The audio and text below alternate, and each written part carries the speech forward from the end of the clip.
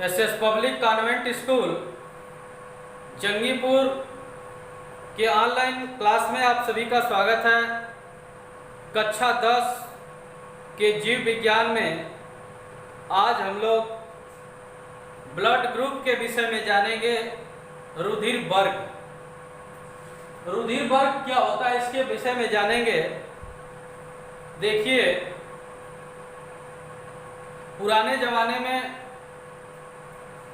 जब किसी को रुधिर की कमी हो जाती थी, कोई व्यक्ति मानव एनीमिया का शिकार हो गया, रक्त अल्पता हो गया, उसको रुधिर की कमी हो गई, तो दूसरे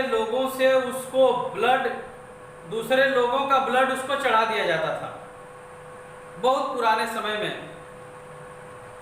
तो ऐसा करने पर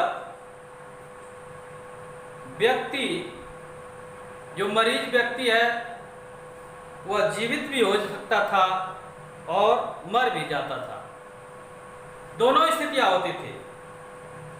उसको जरूर कोई रोग नहीं है, केवल उसको ब्लड की कमी है। दूसरे का ब्लड डोनेट करने पर, उसको दूसरे का ब्लड देने पर वह व्यक्ति या तो जीवित हो जाता था, नहीं तो मर जाता था। सोच जन्म ली कि केवल ब्लड की ही कमी थी, उसको ब्लड जब दे ही दिया गया तो मरा क्यों? इसकी जब जांच की गई तो वैज्ञानिकों ने पाया कि मानव का रुधिर एक जैसा नहीं होता है। कार्ल लैंडस्टीनर नामक वैज्ञानिक ने 1902 ईस्वी में बताया कि मानवों का रुधिर एक समान नहीं होता, उनमें अंतर होता है। उनके लाल रुधिर कणिकाओं के कोशाकला पर तथा रुधिर के प्लाज्मा में कुछ विशेष प्रोटीन पाई जाती है, जिनके पारस्परिक क्रिया द्वारा रुधिर में आश्लेषण की क्रिया हो जाती है। आश्लेषण मतलब अंदर ही रुधिर वो शिराओं और धमनियों में जमने लगते हैं, थक्का उनका बन जाता है, जिससे लोगों की मौत हो जाती थी। जिसका ब्लड ग्रुप सेम था वो तो बच गया, लेकिन जिसका ब्लड ग्रुप सेम नहीं था और आश्लेषण की क्रिया के कारण उस व्यक्ति की मृत्यु हुई, उसके शरीर के शिराओं और धमनियों में ब्लड जो है जम गया, जिससे श्वसन के अभाव में व्यक्ति की मृत्यु हो गई। तो कार्ल लैंडस्टीनर ने 1902 में बताया कि रुधिर के आरबीसी यानी कि लाल रक्त कणिकाओं के कोशाकला पर तथा प्लाज्मा में विशेष प्रोटीन होती हैं, जिनके पारस्परिक क्रिया के बाद आश्लेषण हो जाता है, ब्लड जम जाता है। और इस खोज के लिए लैंडस्टीनर को 1930 में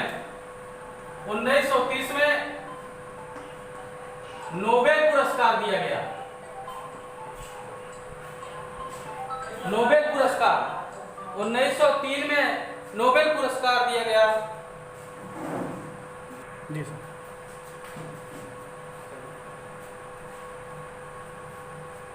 यानी कि 1930 में इसे नोबेल पुरस्कार वैज्ञानिक को मिलता है, क्योंकि इन्होंने रुधिर वर्ग की खोज की। मैं बता दूं कि मानव रुधिर में दो तरह की प्रोटीन होती है। मानव रुधिर में दो प्रकार की प्रोटीन होती है। दो प्रकार की प्रोटीन होती है। एक को कहते हैं प्रतिजन,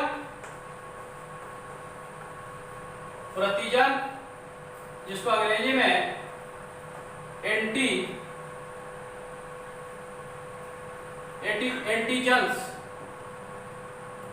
एंटीजन कहेंगे, एंटीजन। और दूसरी होती है प्रतिरक्षी। प्रतिरक्षी, दूसरी प्रोटीन प्रतिरक्षी होती है, उसको कहते हैं एंटीबॉडीज। एंटीबॉडी दो तरह की, यानी कि मानव के रुधिर में दो प्रकार की प्रोटीन होती है। एक होती है प्रतिजन जिसको एंटीजन कहते हैं, और दूसरी होती है प्रतिरक्षी जिसको एंटीबॉडीज कहते हैं। एंटीबॉडी देखिए प्रतिजन के बारे में, एंटीजन के बारे में देखिए। एंटीजन विशेष ग्लाइकोप्रोटीन होती है, यह प्रोटीन ग्लाइकोप्रोटीन होती है जो पाई कहाँ जाती है, लाल रक्त कणिकाओं के कोशिका पर। लाल रक्त कणिकाएं जो सेल होती हैं, इनके इसी कोशिका पे, यह जो कोशिका इसी पे पाई जाती है। क्या पाई जाती है? एंटीजन यानी कि प्रतिजन। मैं अभी ऊपर बताया कि आरबीसी के कोशिका पे और प्लाज्मा में कुछ विशेष प्रोटीन होती है, तो वही प्रोटीन एंटीजन जो है कोशिका पे पाई जाती है, और एंटीबॉडी जो होती है प्लाज्मा में पाई जाती है। तो देखिए प्रतिजन की बात चल रही है, यह पहली प्रोटीन है। एंटीजन विशेष ग्लाइकोप्रोटीन है, यह लाल रक्त कणिकाओं के यानी कि आरबीसी के कोशिका पर पाई जाती है। कोशिका पर होती है, दो प्रकार के एंटीजन होते हैं।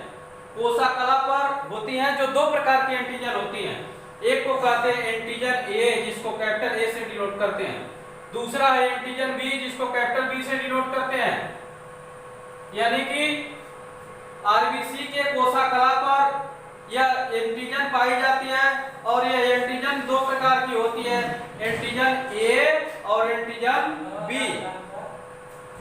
आरबीसी यानी कि लाल रक्त कणिकाओं के कोशिका पर उपस्थित एंटीजन के आधार पर उपस्थित एंटीजन, यानी कि इस कोशिका पर उपस्थित एंटीजन के आधार पे लैंडस्टीनर ने मानव रुधिर को 4 समूहों में बांटा है। उसका 4 ग्रुप बताया। मानव का 4 ग्रुप होता है। जैसे पहला वे मनुष्य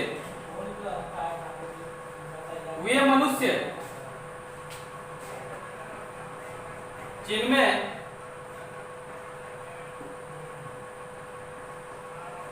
एंटीजन ये होता है, वे किस ग्रुप के होते हैं? ए रुधिर वर्ग के। और दूसरा वे मनुष्य जिनमें एंटीजन बी होता है, वो बी रुधिर वर्ग के होते हैं, बी रुधिर वर्ग। और तीसरा वे मनुष्य जिनमें एंटीजन ए व बी दोनों होता है, ये व बी दोनों होता है, वह ए बी ग्रुप के होते हैं, ए बी रुधिर वर्ग। और वे मनुष्य जिनमें एंटीजन नहीं होता है, वे ओ ग्रुप के होते हैं, ओ रुधिर वर्ग। हमने क्या देखा? वे मनुष्य जिनमें एंटीजन ए होता है उसको ए रुधिर वर्ग, जिनमें बी होता है वे बी रुधिर वर्ग के हो गए, जिनमें ए और बी दोनों होता है वो ए बी रुधिर वर्ग के हो गए, और जिनमें एंटीजन होता ही नहीं है वो ओ रुधिर वर्ग के हुए। यानी कि यह 4 ग्रुप हो गया, ब्लड ग्रुप ए बी और ओ। एंटीजन की उपस्थिति यानी कि आरबीसी के कोशिका पर उपस्थित एंटीजन के आधार पर लैंडस्टीनर ने 4 समूहों में मानव रुधिर वर्ग को बांटा है। उसने बताया कि वे मनुष्य जिनमें एंटीजन ए होता है वे ए रुधिर वर्ग के होते हैं, जिनमें बी होता है वे बी रुधिर वर्ग के होते हैं, जिनमें ए और बी दोनों होता है वह ए बी रुधिर वर्ग के होते हैं, और जिनमें एंटीजन होता ही नहीं है, उसके कोशिका पे एंटीजन होता ही नहीं है, इसलिए उसको ओ रुधिर वर्ग कहा गया। आइए देखते हैं दूसरा प्रोटीन जो है प्रतिरक्षी है। रच्छी, जिसको अंग्रेजी में एंटीबॉडीज कहते हैं। एंटीबॉडीज, देखिए एंटीबॉडीज यह कहाँ पाई जाती है? प्लाज्मा में, रुधिर प्लाज्मा में। कहेंगे यह प्रोटीन पाई जाती है रुधिर प्लाज्मा में। कहाँ पाई जाती है? रुधिर प्लाज्मा में। और ये भी दो प्रकार की होती है, एंटीबॉडीज भी दो प्रकार की होती है। एंटीबॉडीज ए और एंटीबॉडीज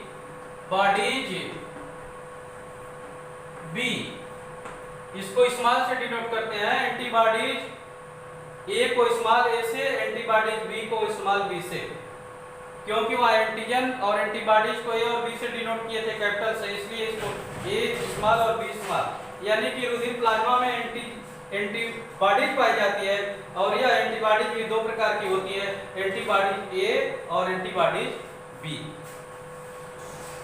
अब जिस मनुष्य के रुधिर के आरबीसी के कोशिका कला पर एंटीजन ए पाई जाती है, उसके प्लाज्मा में एंटीबॉडीज बी होती है। ये दोनों में अंतर होता है, ठीक ना? दोनों में अंतर, इस पे अगली वीडियो में चर्चा होगी। बस इतना ही, धन्यवाद।